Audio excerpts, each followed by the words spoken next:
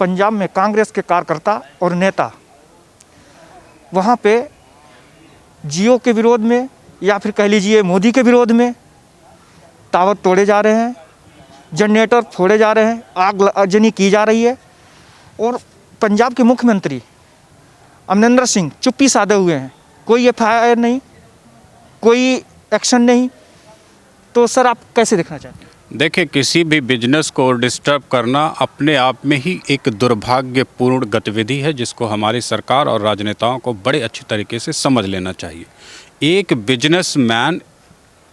Businessman नहीं होता, वो अपना घर चलाता है, 4 लोगों को रोजी रोटी देता है और 4 नए परिवारों को एक आगे बढ़ने का अवसर मिलता है। अगर मैं रिलायंस में काम कर रहा हूं तो मेरा परिवार चल रहा है, मेरे परिवार की तरक्की, मेरा घर बन रहा है, मेरे बच्चों की पढ़ाई हो रही है, उनका करियर संवर रहा है। तो एक बिजनेसमैन एक आदमी नहीं होता, 2500 को रोज़गार देता है। ठीक है, अगर आप 1 किलो सेब पैदा करते हैं तो पता है आप कितने लोगों को रोज़गार देते हैं? आप पहले तो किसान पैदा करने वाले किसान को रोज़गार देते हैं, फिर उसको तोड़ने वाले को देते हैं, फिर उसको छीलने साफ़ करने वाले को रोज़गार देते हैं, ढोने वाले को देते हैं, ट्रक मोटर्स को भी रोज़गार मिलता है, फिर मंडी में जहाँ आता है वहाँ मंडी वाले को रोज़गार मिलता है, फिर एक छोटे छोटे सेल्समैन उसको बेचते हैं, उनको रोज़गार मिलता है, फिर जा कर के वो किसी कंज्यूमर तक पहुँचता है। ठीक ऐसे एक फैक्ट्री वाला अगर एक चाबी बनाता है, एक ताला बनाता है, एक मोटरसाइकिल बनाता है, एक मोबाइल बनाता है, तो वहाँ बनाने वाले से लेकर के पैकिंग करने वाले तक, ढोने वाले तक, छोटी छोटी दुकान वाले तक और आप तक वो बिजनेस पहुँचता है। इसमें एक व्यक्ति अगर एक छोटा सा भी प्रोडक्ट बनाता है, तिनका भी बना के वो बेच रहा है मार्केट में, इसका मतलब उसने 10 लोगों की रोजी रोटी को सुनिश्चित किया। और हमारे देश में एक अडानी अंबानी के विरोध में पूरा देश अगर खड़ा हो रहा है, जिस तरीके से किसानों के कंधे पे बंदूक रख के, ये निश्चित तौर पे एक दुर्भाग्यपूर्ण एक साजिश है हमारे देश को डिस्टैब्लिश करने की। और ये केवल कांग्रेस और आम आदमी पार्टी के साथ के बलबूते पे नहीं हो रहा है, बल्कि इसके पीछे चाइना और बहुत सारी यूरोपियंस और अमेरिकन एजेंसियां और बहुत सारे हमारे एंटी नेशनल कंट्रीज़ जो हमारे फेवर में नहीं काम कर सकती, जिनको हमारा विकास बर्दाश्त नहीं है, वो भी लग जाती हैं इस तरीके की गतिविधि को अंजाम देने के लिए। याद रखें अमरिंदर सिंह जी, एक जो टावर आप जला रहे हैं, अपने किसानों की, अपने उन तमाम भाइयों की रोजी रोटी पर डायरेक्ट हमला कर रहे हैं, उनकी ज़िंदगियों पर डायरेक्ट हमला करवा रहे हैं आप। और ये कांग्रेस बहुत पहले भी करती रही। मोदी विरोध, जियो विरोध, या फिर इसके पीछे चाइना का हाथ है? वहाँ पे जियो में टावरों में आग लगाई जा रही है, जनरेटर फोड़े जा रहे हैं और टावर तोड़े जा रहे हैं। वहाँ पे कांग्रेस सरकार कोई एक्शन नहीं ले रही है। और इसके पीछे 1 महीने से ज़्यादा आंदोलन हो गया, किसान आंदोलनों को, और कड़ाके की ठंड हो रही है, रोड पे बैठे हुए हैं। राहुल गांधी 9-2-11 बोलिए इटली चले गए। ये बहुत एक स्ट्रेटजिक वॉर हमारा विपक्ष और बहुत सारी एंटी नेशनल एजेंसियां लड़ रही हैं। वो कह रहे हैं कि कानून को वापस लो, इसमें हमें संशोधन नहीं चाहिए। तो क्या इस देश का कोई भी व्यक्ति बताएगा, क्या बिजनेसमैन जो छोटी छोटी फैक्ट्रियां चला रहे हैं, छोटे छोटे ताले चाबी, मोटरसाइकिल के cover, seat cover, belt cover, Maggi मसाला, चना मसाला, दाल मोट्स बना रहे हैं, क्या उनके लिए कानून नहीं बनना चाहिए? वो जो आलू आपको मार्केट में 10 रुपया किलो बिक रहा है, वो किसान के घर से 2 ही रुपया किलो खरीदा गया होगा।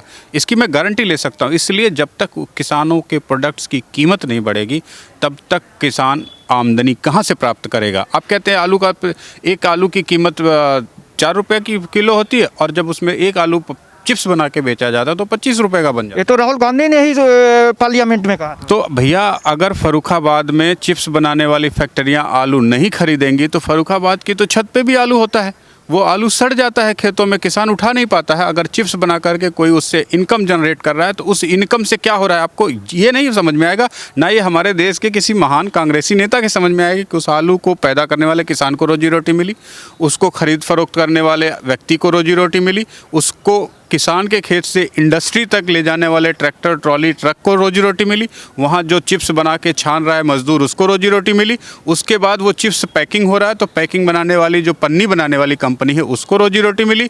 प्लस पैकिंग होने के बाद फिर ट्रांसपोर्ट सिस्टम शुरू होता है तो उस ट्रांसपोर्ट वाले को रोजी रोटी मिली, और उस ट्रांसपोर्ट से किसी बड़े डीलर के पास गया, उसको रोजी रोटी मिली, उस डीलर से फिर किसी रिटेलर के पास गया, उसको रोजी रोटी मिली। उसने छोटे छोटे पैकेट्स को जब किसान आप तक हम तक बेचा, तब जा कर के ये पूरा चेन ख़त्म होती। तो एक प्रोडक्ट, चाहे वो चिप्स बना रहा है, चाहे वो दालमोट बना रहा है, चाहे वो मोटरसाइकिल बना रहा है, चाहे वो कार बना रहा है, चाहे वो जहाज़ बना रहा है, चाहे वो जियो फ़ोन चला रहा है, चाहे एयरटेल चला रहा है, ये लोग हमारे देश के युवाओं को, हमारी आर्थिक स्थिति को इतना मजबूत कर देते हैं कि हमारा देश खुद के पैरों पर चलने के लायक बनता है।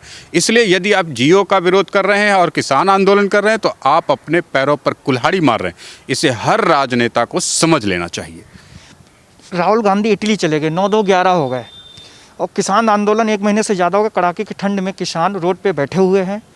कांग्रेस जिस तरीके से राजनीति कर रही है और किसान जो विपक्ष है बोल रहा है कि आप तीनों बिल वापस करो।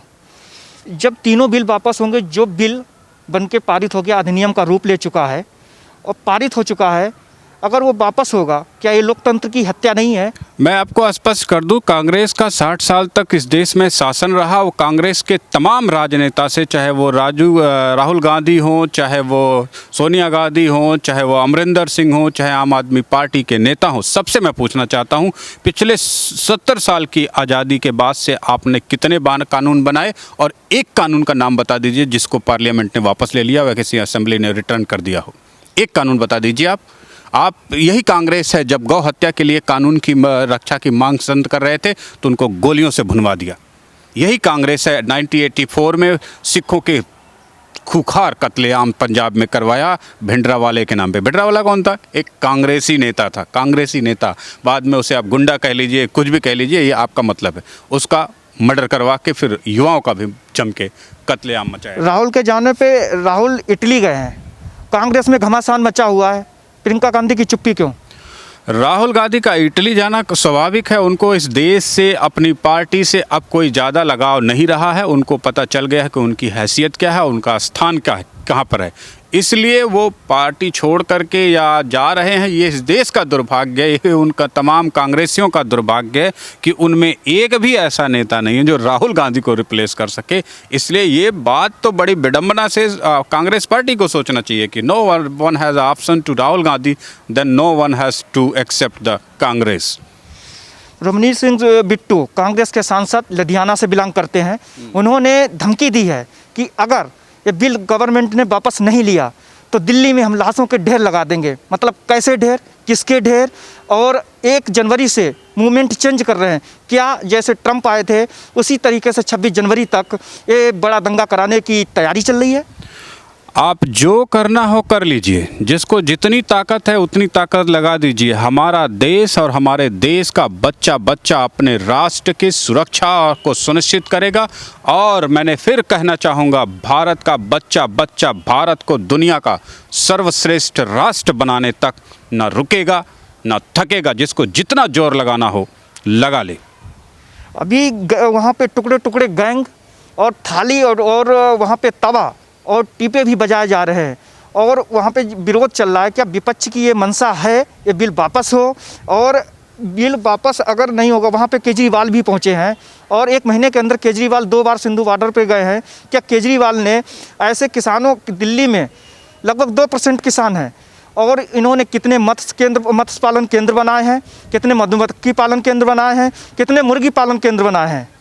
केजरीवाल को सबसे पहले तो डेफिनेशन ऑफ एग्रीकल्चर समझा देना चाहिए कि इस डेफिनेशन में कौन कौन से प्रोडक्ट्स आते हैं एग्रीकल्चर के कैटेगरी में। सबसे पहले तो आप समझ लीजिए, फल मंडी, मछली मंडी, मुर्गा मंडी, बकरा मंडी, कृषि उत्पादन, दूध उत्पादन और तमाम चीज़ें हैं जो मधुमक्खी पालन, रेशम पालन, ऐसे लकड़ी का व्यापार, ऐसे बहुत सारा बिजनेस है जो एग्रीकल्चर प्रोडक्ट्स में आता है।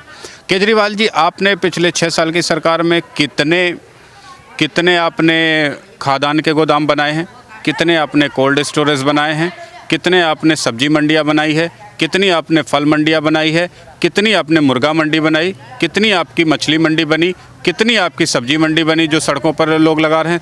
आज दिल्ली 70 साल बाद आज़ादी के भी मुर्गा आपको कहाँ मिलता है, जहाँ सबसे लोग सुबह से शाम तक पेशाब करते हैं दिल्ली में। तो ऐसी जगह पे अगर मुर्गा, मछली, सब्जी आपके देश में, आपके दिल्ली जैसे कैपिटल में बिक रही है तो पहले चुल्लू भर पानी में डूब करके इन चीज़ों को ठीक करना चाहिए आपको। आप ये तो कर नहीं पा रहे हो। आप आए हो किसानों के लिए बात करने के लिए, तो 2% किसान है। सबसे कम खेत हमारे समझ से बोया जोता जाता है तो वो दिल्ली राज्य है। यहाँ के सभी किसानों की फसलें, उनके गेहूं चावल आप पूरा खरीद लीजिए एमएसपी पर, और फिर उसको फिर अपने राज्य की जनता में बंटवा दीजिए या रख लीजिए अपने पास, अगर गोदाम हो, स्टोरेज हो। तो ये आपको ही करना पड़ेगा। आप मुख्यमंत्री हैं, इसका मतलब ये नहीं कि आरोप लगाकर भाग जाइए कि एमएसपी पूरा मिलनी चाहिए, गारंटी मिलनी चाहिए। तो 2% किसान 100 कुंटल गेहूं पैदा होता है, 100 कुंटल चावल, 100 कुंटल सरसों आपके राज्य में पैदा होती है। खरीद लीजिए किसानों से 100%। ये केजरीवाल को करके दिखाना चाहिए ना, क्या दिक्कत है इसमें 100 कुंटल गेहूं खरीदने तो में। बिल में इन्होंने जब ये बिल केजरीवाल सिंध बॉर्डर पे कल गए और बोल रहे हैं कि तीनों बिल वापस होना चाहिए। पहले तो ये पीछे किसानों के कंधे पे हाथ रख के बंदूक चला रहे थे, अभी तो वो फ्रंट में आ गए हैं, बोले तीनों बिल वापस होना चाहिए। तो ये विपक्ष मतलब ये पहले से ही मतलब प्री प्लानिंग थी।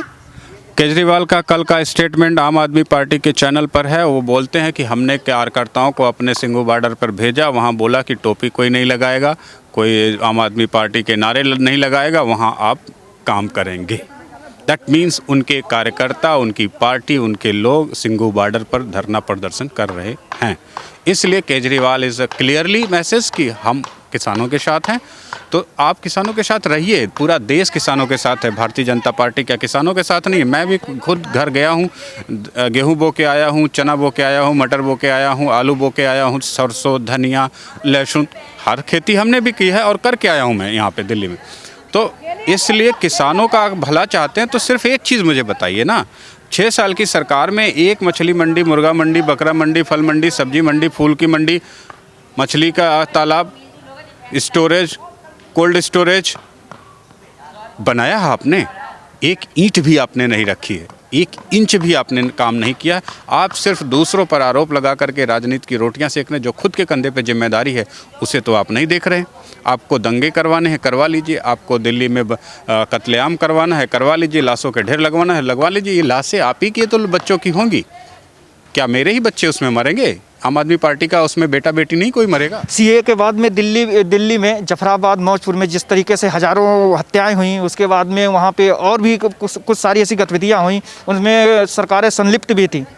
आम आदमी पार्टी का पार्षद उसमें लिप्त था और केजरीवाल 54 लोग मर गए, कभी भी उन 54 लोगों से मिलने नहीं गया। इसकी कोई फ़ोटो नहीं है। जो अपनी असेंबली से निकल करके, अपने सचिवालय से निकल करके, अपने घर से 7 किलोमीटर निकल के भजनपुरा, मौजपुर के लोगों से मिलने तक नहीं जा सका, अपनी फ़ोटो तक नहीं वहाँ को दिखा सका, वो आदमी जो अपने घर से निकल नहीं सकता दंगे के टाइम में। अमानतुल्लाह खान जो इसी का आम पार्षद विधायक था, इसके दरवाजे पे आके दरवाज़ा पीट के जगा रहा था इसको, हिम्मत कर बाहर निकल, दिल्ली वाले मर रहे हैं, बचाने का काम कर। चाहे वो उसके आदमी मर रहे थे, किसके मर रहे थे, पर वो आवाज़ लगा रहा था। उसकी वीडियो सोशल मीडिया पर आई, तब भी ये चोर नहीं निकला, अपने घर में दुबका रहा, लोग मरते रहे। आप कौन सी संवेदना लेकर के किसानों के साथ जा रहे हैं? एक किसान आंदोलन की आड़ में 26 जनवरी को कहीं दंगे कराने की तो साजिश नहीं है? आप के देश में साजिशें हमेशा होती रही है। देश के रणबांकुरे, देश के बच्चों ने, सिक्योरिटी एजेंसियों ने अब कंधे से कंधा मिला करके इस देश को हमेशा सुरक्षित रखने का प्रयास किया है। इस बार आपको दंगे करवाने हैं तो करवाइए, मैं इसमें कुछ नहीं कहूँगा। लेकिन हाँ, मैं इतना कहूँगा कि मेरे खून का कतरा कतरा, मेरे देशवासियों का, बच्चों का एक एक कतरा जहाँ बहेगा, वहाँ हम भी पीछे नहीं हटेंगे धन्यवाद। अपने देश की सुरक्षा सुनिश्चित करने तक।